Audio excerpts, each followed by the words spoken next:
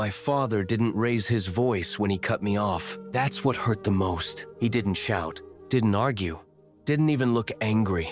He just looked disappointed, and with one calm sentence, he erased me from his life. I still remember the exact moment. It was the morning after my wedding. The house was quiet. My husband was asleep beside me, breathing softly, his hand resting protectively over mine like he had every right to be there because he did. I checked my phone and saw a missed call from my father, then a message. "Since you chose this marriage, don't expect anything from me again. No, my daughter. No, we need to talk. Just business. Cold. Final." My father was a billionaire CEO in our world. His name opened doors before you even knocked. He built an empire from nothing, at least that's the story everyone admired. But inside the house, power mattered more than love, and control mattered more than happiness. He never approved of my husband, not once.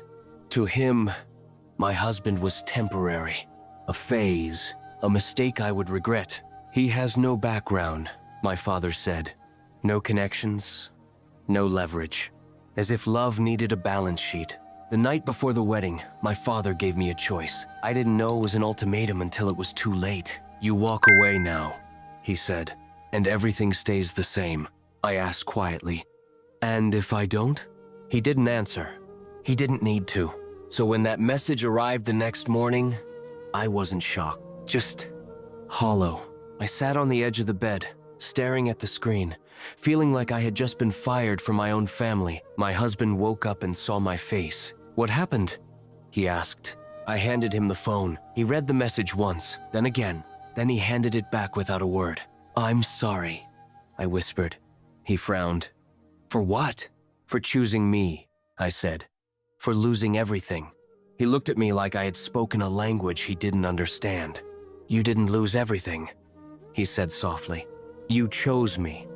That's not a loss." That was the moment I knew I had married the right man, and the moment my father underestimated us both. Within a week, everything changed. My credit card stopped working. My access to family accounts vanished. My name disappeared from company events. I went from the CEO's daughter to someone people stopped returning calls to. Friends became distant. Relatives went quiet. We moved into a small apartment far from the city lights my father loved so much. And that's when people started calling my husband what my father always had: poor.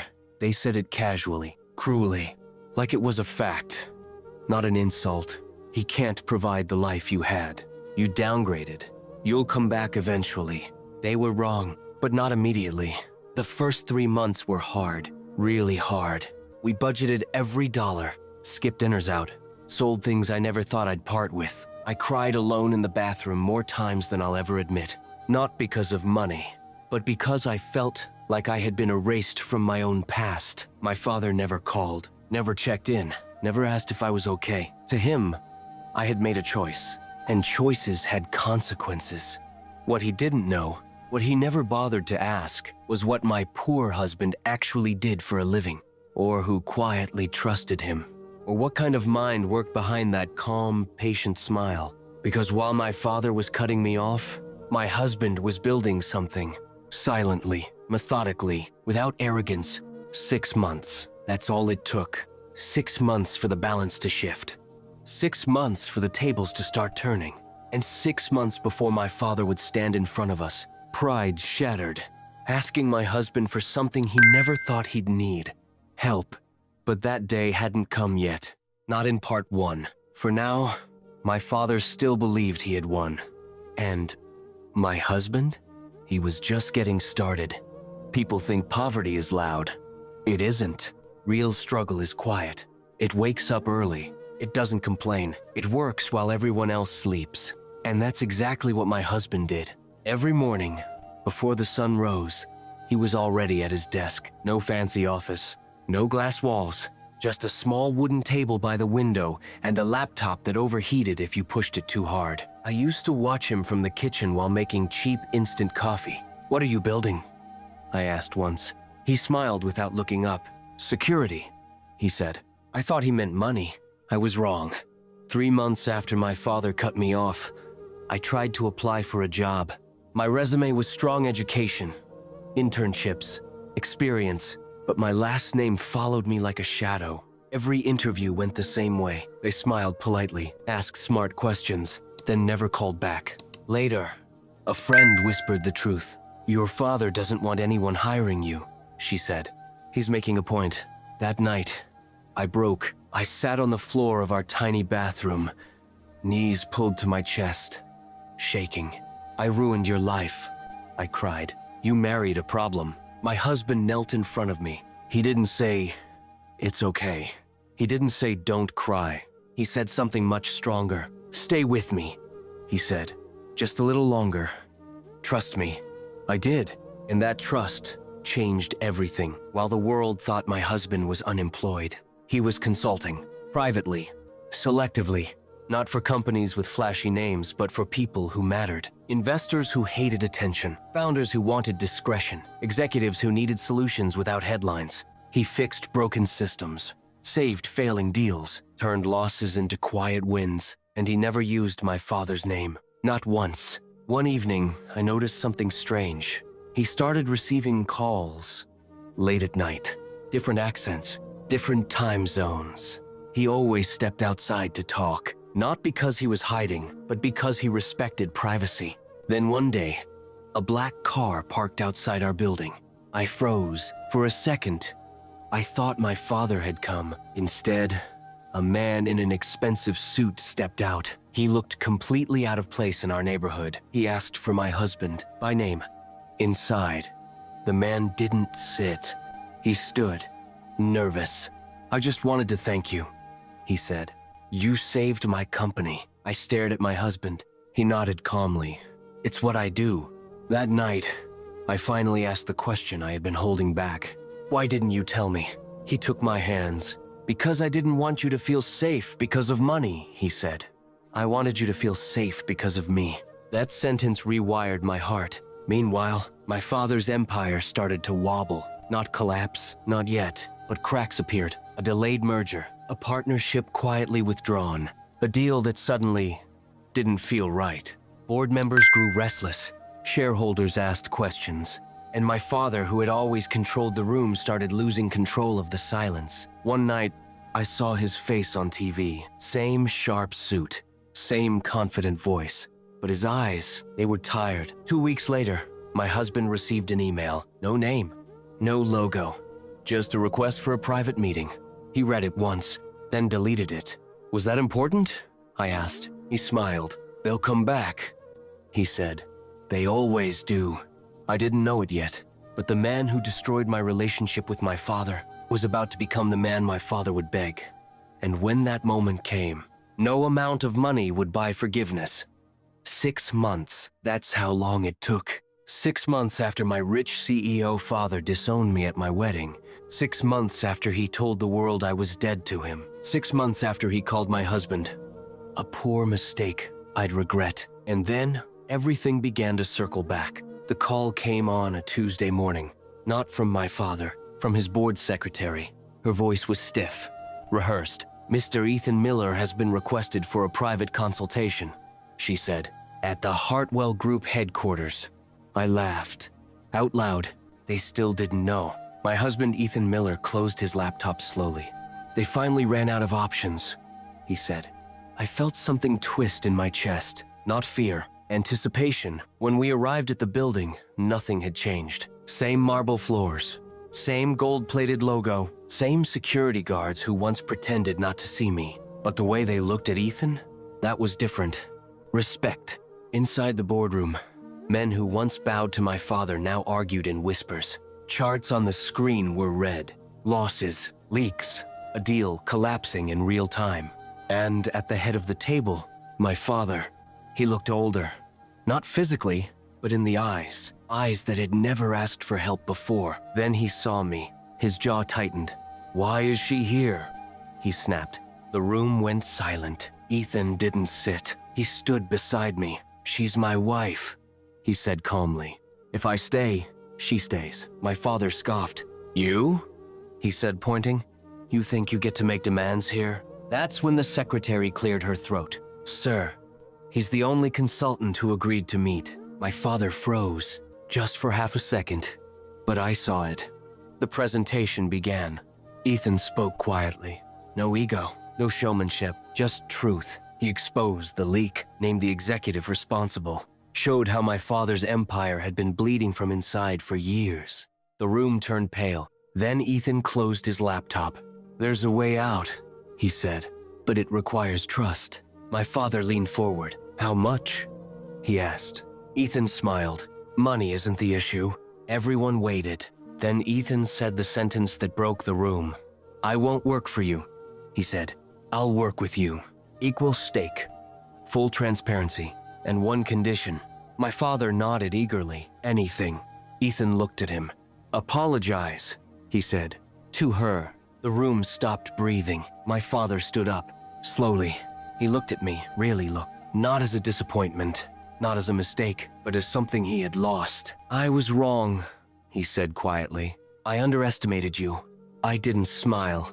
I didn't cry. I said nothing. Because silence, after being ignored for years, is power." Ethan shook his hand. The deal was signed, but my father never looked the same again, because now he knew the truth. The man he called poor was the man who saved his empire. The daughter he discarded was the woman who stood beside that man. And the scariest part? This wasn't the ending. This was only the beginning of his regret. The apology didn't heal anything. It just exposed how deep the wound really was. The morning after the deal, my phone wouldn't stop buzzing. Messages, mentions, headlines. CEO, rescued by mysterious consultant. Strategic partnership saves Hartwell Group. My father's name was everywhere. Mine? Missing. By noon, his PR team went to work. The narrative shifted fast. In interviews, he said things like, "I always believed in my daughter's judgment. Family disagreements are normal, but blood is blood." My son-in-law proved himself, as if Ethan had been on trial, as if my father hadn't disowned me publicly, as if my wedding humiliation had never happened. I watched one interview on mute. My father smiled for the cameras. That smile, the same one he wore when he told me I was no longer his daughter. Ethan turned off the TV. "He's trying to take the story back," he said. I nodded. He always does. That evening, my father called, not my phone. "Ethan's. I need to speak with you," my father said, privately. We met at a private restaurant, no cameras, no staff he didn't trust.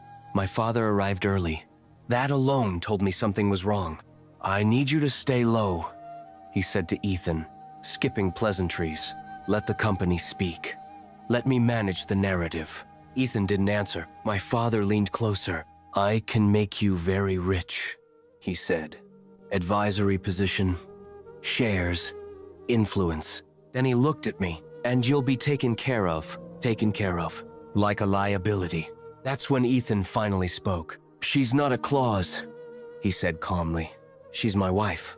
My father sighed. "You don't understand how this world works." Ethan smiled slightly. "That's why it's changing." The next morning, everything exploded. A leaked document surfaced online. Board votes, internal warnings. The exact moment my father ignored the crisis that almost destroyed his empire. And attached to it, a timeline, including the day he disowned his daughter. The media turned instantly. CEO's arrogance nearly cost thousands of jobs.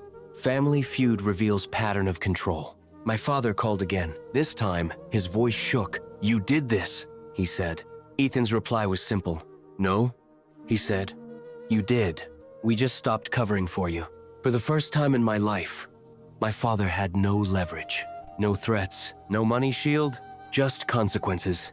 That night, I stood on our balcony. City lights below me. Ethan wrapped an arm around my shoulders. "Are you okay?" he asked. I thought about the girl who begged for approval, the woman who walked away from a wedding in tears, the daughter who was erased. "I'm free," I said. My father lost something that day. Not just control, not just reputation, but the certainty that he could bend reality to his will. And tomorrow would be worse, because the truth was finally louder than him. The confrontation didn't happen in private. It happened where my father always felt safest. In public, the Hartwell Group's annual summit was supposed to be his comeback. Cameras, investors, applause on schedule. He invited us personally, not because he wanted us there, but because he needed the illusion of unity. We arrived late, on purpose. The room shifted when Ethan walked in. Whispers followed us like smoke. My father was mid-speech when he saw me. Just for a moment, his voice cracked. "Family," he said smoothly. "Recovering is the foundation of everything we build." I felt my hands shake, not from fear, from memory. During the Q&A, a reporter stood up. "Sir," she said, "is it true you disowned your daughter on her wedding day and only reconciled after her husband saved your company?" Silence fell like a blade. Every camera turned. My father smiled, a trained smile. "Family matters are private," he said. That's when Ethan raised his hand, not aggressively, calmly. "May I answer that?"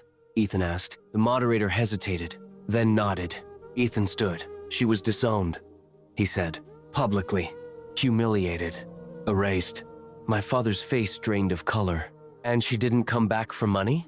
Ethan continued. "She came back because I refused to let her be rewritten." Ethan turned to me. I stepped forward. Every year of silence pressed against my chest. Then I spoke. "I'm not here as his daughter," I said.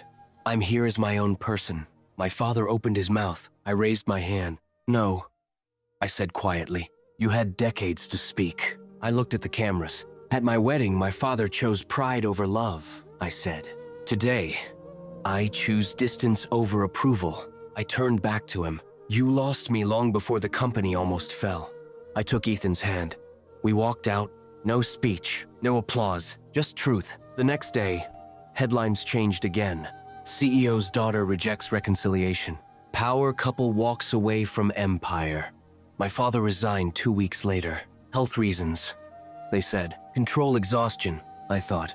He sent one last message. "I'm still your father." I didn't reply, because some silences aren't empty. They're boundaries. I didn't take his name again. I didn't inherit his legacy. I built my own, with a man he once called poor. And that was the revenge he never saw coming.